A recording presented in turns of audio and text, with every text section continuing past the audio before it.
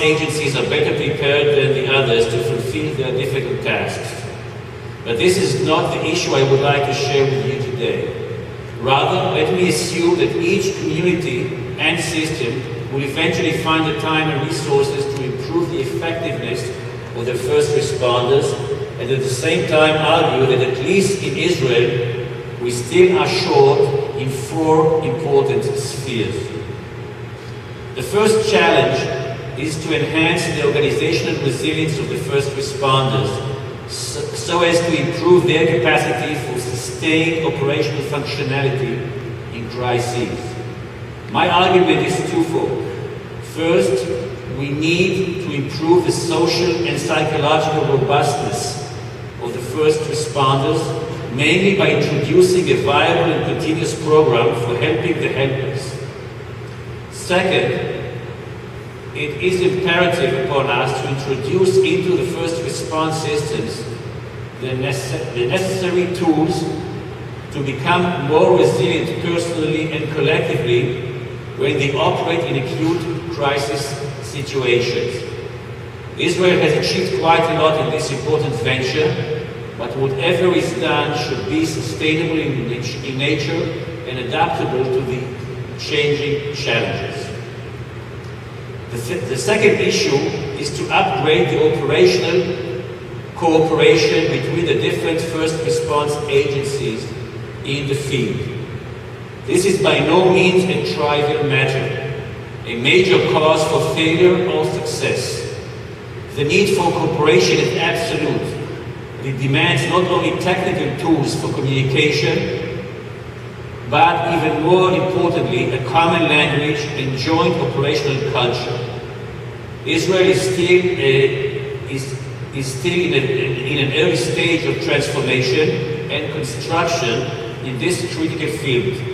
We understand now that we need to change the present situation of miscommunication, technically and mentally, that has proved repeatedly to be a primary source of failure. We need to establish a new system that will be based on 3 major and interactive components. The first and most simple one is the technical element. We are presently in the early stages of constructing a joint communication system that will be able to effectively combine all the different agencies horizontally as well as vertically. The second necessary layer is that of command and control. It refers to the complicated issue of responsibility and authority that I discussed earlier. As long as we have not settled the question of who is in command of the scene, the conceptual question of command and control will not be solved. Currently in Israel, in most cases, the military's home front command is perceived to be the leading factor in the field because of tradition, clout, and availability of resources. On the other hand, we realize that the military has several deficiencies, mostly related to the interaction with civilians in stress.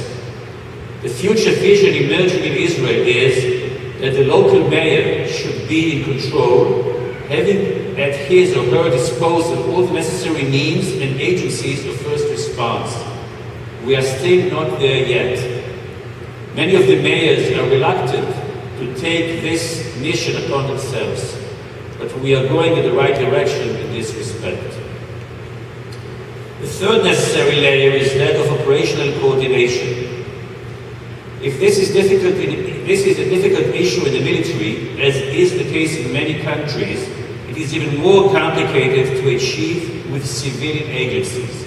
However, we're making significant progress, mainly through numerous exercises during the year and on an annual basis, when we hold a nationwide Homeland Security exercise based on realistic scenarios, which drills all the echelons involved with disasters management, from the Prime Minister's office and the government level at large, through the different national agencies, including the IDF's Home Front Command and the National Police, down to the local level of the municipalities, the medical services, the NGOs, and the public at large, which is also called on to take its share.